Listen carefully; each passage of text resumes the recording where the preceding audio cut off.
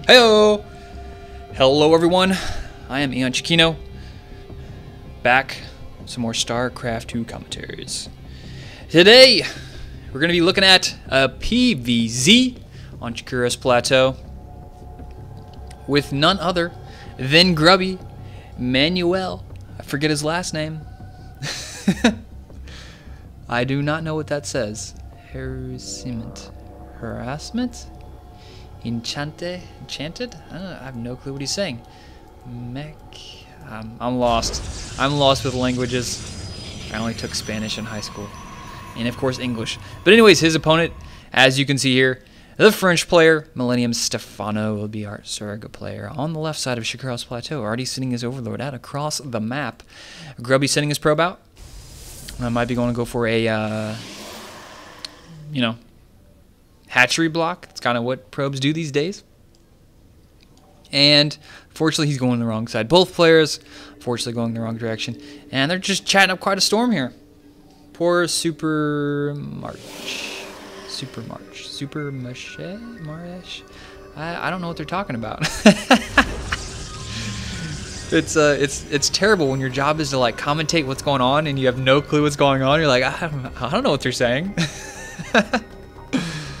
Anyways, let's talk about something I do know what's going on. Stephano, gonna go for that hatchery. Sorry, not hatchery. What the hell am I talking about? He's making a pool. So Stephano does like this build. He likes to use this build versus Protoss. He gets that pool first, and then gets a hatchery, and then throws up a quick third. He used this pretty much in every single ZvP during Assembly, the event that he got second in. I watched all of his replays from his group play, and every Protoss player he played, he got up his second and third. I think he got his second up on like 20 supply or something like that. No, he got his expansion, his first expansion up a little bit earlier than that, but he's got his third base up and his second expansion up on 21 supply. Mega 2 Zergling's going to kill this and send out another drone to go expand. So that's probably what we'll see coming from him this game. And I'm interested to see Grubby here. He put his forge on the high ground, which is a little weird for me. He's going to go for another pylon block once again, but the Zergling could be down here in no time. Well, what have we here? Telephone, please forgive me. Go. So back in the game, Stephano just had a little bit of a phone call, and he's going to cancel it. No, he's going to leave it up. I'm surprised Grubby didn't cancel that. Oh no, Stephano's sad for Grubby that he didn't get the cancel on the pylon. Oh well. Grubby forgot about it because of your pause. Oh, Stephano. Pause hacks. Gets him a pylon kill early here. So cannon going up. Please forgive me. So manner, Stephano. Grubby doesn't care. He forgives no one. He's just going to take your ladder points. So a double assimilator going to go up. Next is going up here, and like I said, there is that third on 21. Or actually, it's a little bit later now because it's already been building for a while, but there's this quick third. And another thing Stephano likes to do is, what he'll do is he'll get 2 gas here, he'll get 1 gas here, and he'll get 1 gas here. That's just the way he likes to do. He likes to spread his gas out. And he also likes to scout with some Zerglings. And then what we'll usually see Stephano transition into is a lot of Zerglings, a lot of roaches, and double evolution chamber upgrades. So we'll see if he's going to try and break his opponent on 2 bases, or just depends on if Grubby's going to go for 2 bases or go for a quick third. We'll see based on how many gases he decides to get here at his Nashville pretty soon. Only 1 cannon though. This is, I don't know if I'm digging this because he's got 1 cannon, 1 pylon powering all of this, and it's like right here out in the open. Like a Baneling bus would just GG all this right here. But yeah, I don't like this Sim City here. Maybe if you know Stephano's playstyle, is he going to Baneling bust you off, like cancel his hatch and Baneling bust you? Probably not. But I don't know. This just like for ladder play, I don't think this is safe. But then again, at such a high level, players usually tend to play based on their opponent's style, just because it's so it's such a high probability that they'll do what they've done before. Just kind of a standard that way. So. Where's the queen at? And another thing Stephano likes to do, he likes to get 3 queens up relatively quick, just to get massive injects and just drone like nobody's business. Drone. 36 versus 38, back up to 40 now, and he's just going to continue to pump those drones out. 45 versus 39. And also, Grubby's got his quick 3rd and 4th up. A warp gate on the way. He's getting +1 here. Robo facility coming up.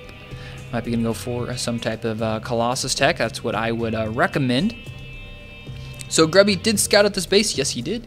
Scouted out the base up here in the top left. I don't think he actually accomplished anything. Nope, no kills. Just went up there and poked around. Drone heading out. Probably just transferring some drones down here to get a little bit better saturation. Yep, good saturation right here. And more gateways going to pop up. Of course, need more gateways. Can't survive on warp gates alone. And look at that. Grubby going to go with some warp prism play. And I like this. Look at that. Just controlling one Zergling. Keeping one Zergling alive is, you know, it's like, you know what? You save the Zergling, now you have control of this watchtower. It's just the little things that make good players great players. So Warp Prism is going to be out, and oh no, we got the sentries ready to go.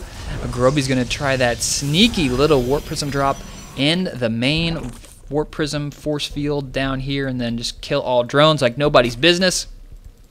And we'll see if Stephano is going to be able to scout that out. In the meantime, it doesn't look like he is. There's no overlords between him and this enemy base.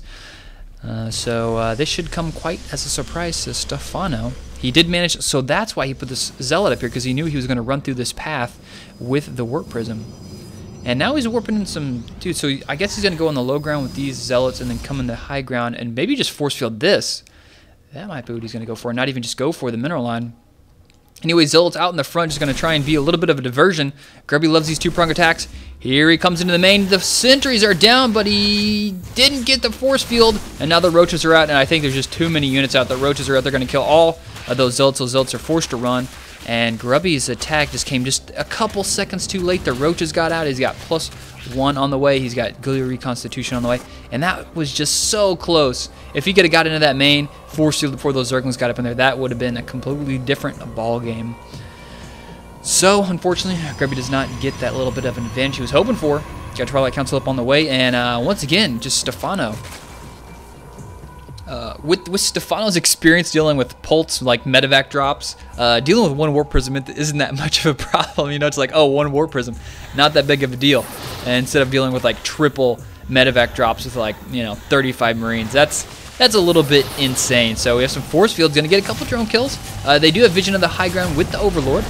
So Grubby's going to be forced to fall back once again. And he's going to scout this base here. Stephano's setting up his 4th here in the middle of the map. And observe for Grubby's crossing across the center there. So Colossus on the way. We've got Extended Thermal Lance being researched. Blink on the way, and 11 drones here from Stephano coming out. We've got +2 weapons also come out. No other upgrades done yet. No third yet started for Grubby. I don't know if he's going to go for some type of 2-base timing push, but look at this. All these spine crawlers throwing up in the middle map, and I like that. He's got a lot of drones, 75, so he just had up to 85 drones there, and that's pretty nice off this many bases. He can afford it. And I like this. Stephano likes to keep just like a little strike force running around while he techs. And another thing, Stephano doesn't like to he doesn't overmake infestors. He makes a really good, solid number of infestors, and sometimes, personally, at least I sometimes overmake infestors. I'm like, where's the rest of my army? It's like, I don't have one. It's all infestors. But he's got pretty good army composition here. Now Grubby's going to go for a push. He's got the Colossus. The Stephano doesn't have that much of an army out. This is Grubby's chance. You need to kill now, Grubby. These spine crawlers are just to slow this down. This is the chance where Grubby can do some damage to us. You can see the roaches and the infestors are on the way. And this army is just kind of keeping him busy.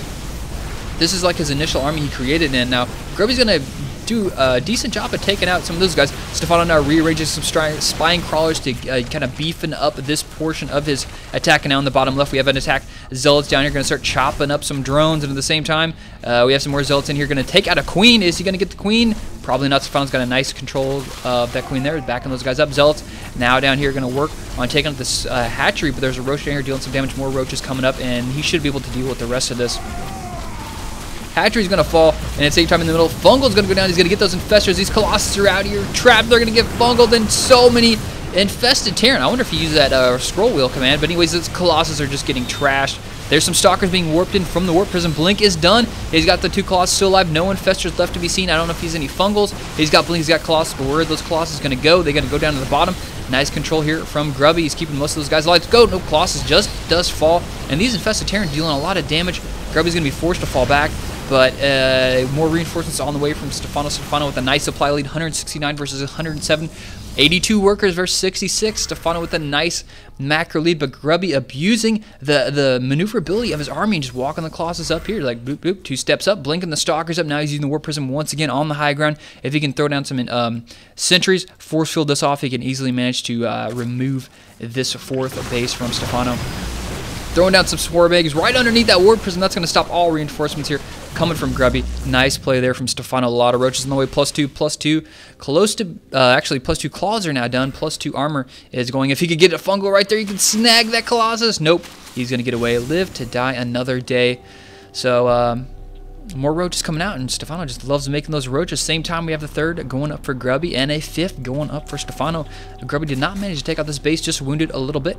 Back here in the middle, Grubby trying to poke, take out that spine crawler. Not going to work, but he can lose the Colossus. Those things are so low, and there's the GG from Grubby. The supplies easily favoring Stephano, and that army was just so sick.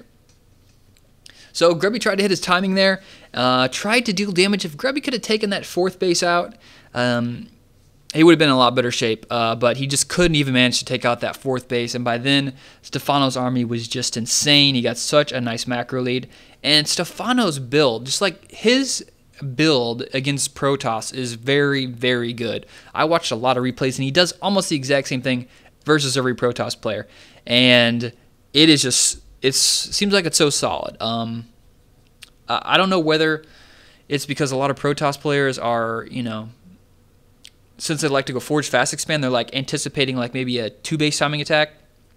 You know, Stephano just like, I'm just going to macro, get upgrades, you know, get roaches, get zerglings, and then throw down a bunch of spine crawlers, just slow you down until I can get out that, like, to get out those infestors. Because there was a timing there when Grubby had a pretty serious force and Stephano had a pretty seriously lacking force, and those spine crawlers kept Grubby busy long enough for those units to get out, reinforce, and from that point on, Stephano just had to keep making units and just macro and control his forces fairly decently, and it managed to work. And Stephano takes the win versus Grubby. So, hope you guys enjoyed this commentary from me. If you guys are, want to watch more of my stuff, subscribe to my YouTube channel, and that's it. See you guys later.